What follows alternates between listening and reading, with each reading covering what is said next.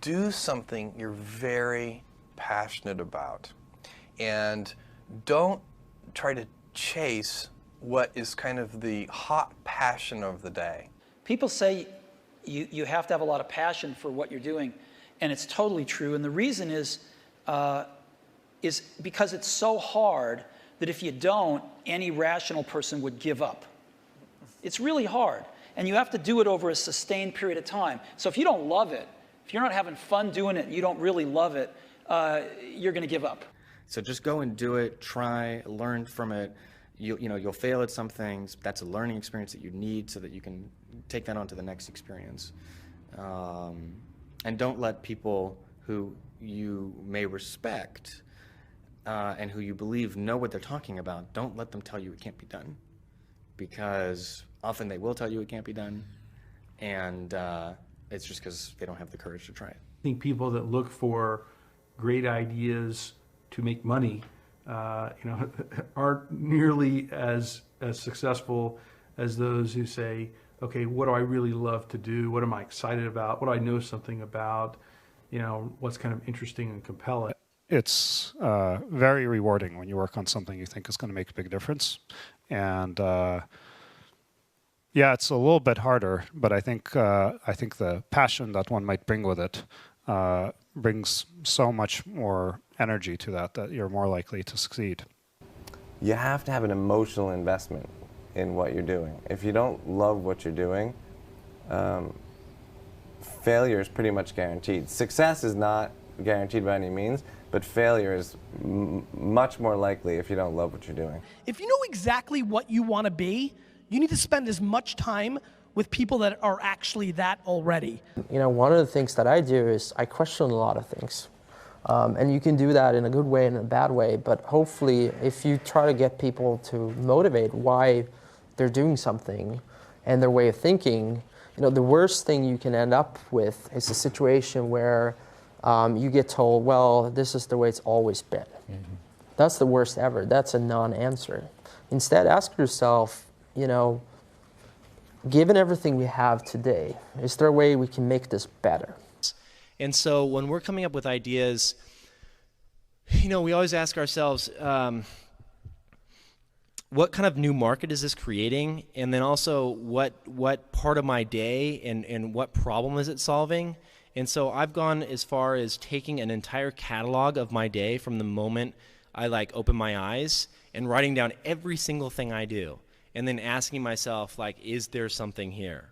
If you're not coming up with 10 ideas a day, that's why I have this thing. If I'm not filling up this page every single day, then my idea muscle will atrophy. And I started this in 2001, and I still do it every single day. You have to come up with ideas every single day, or the idea muscle atrophies. The good news is, after about 6 months of doing that, you're like a machine. People get surprised at how many ideas you could just have anywhere. But understand that naturally nobody is interested in your idea.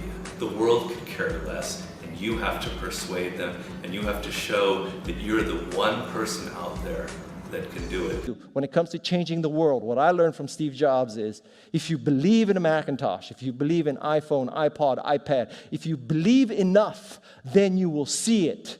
Because other people will believe in it. Other people will create software. Other people will create products. So you need to foster the belief in what you are dreaming so that it becomes a reality, which is very different than saying, I don't expect anybody to believe it until I see it. You need people to believe it before they can see it. Don't necessarily think that you have to have the home run and the huge Apple computer on your first start. I spent a long time in my life with skills just building little devices for fun. For fun is one of the key things, because that drives you to think and think and think and make it better and better and better than you ever would if you're doing it for a company.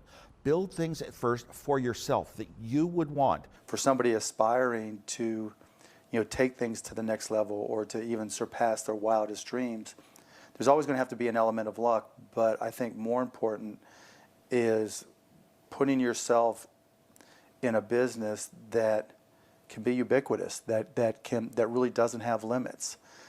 Because otherwise, there's always going to be a grind to it. But if the business, if it can't be something that you can visualize every business using or every consumer using, it's going to be tough to scale to be big enough or to have the perceived value. You want an idea about what you can say. I know it sounds like a bad idea, but here's specifically why it's actually a great one.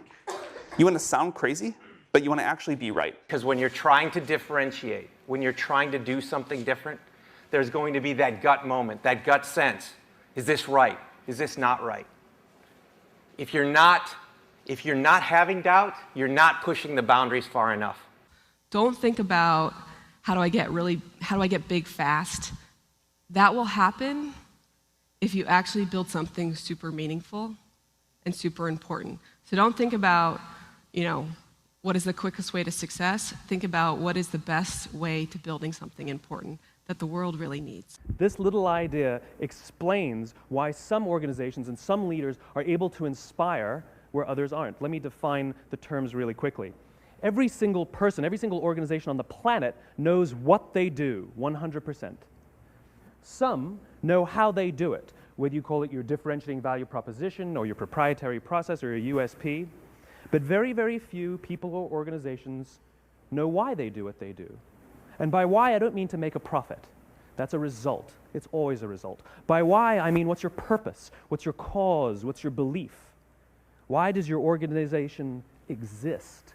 So when we see a kid with a lemonade stand, it's different than when we see a vending machine selling lemonade, even if it's exactly the same product, because the story around it is what people are paying for. So when I meet small business people, all I ask them is not what's their balance sheet, but what's their story. Why should I pick you? Why do I care about what you're doing? And if you start giving me all this inside baseball statistics about why you're 2% better than some other competitor, I'm already glazed over, because that's not part of the way I see the world. That I have to want this to exist in the world. I have to not, so it's a similar rule, just say, if this was successful and I had nothing and I was not involved and I got no money off it or would I want it to do well? And that's a great check, I think, to know if you really feel good about the idea and can be passionate about it.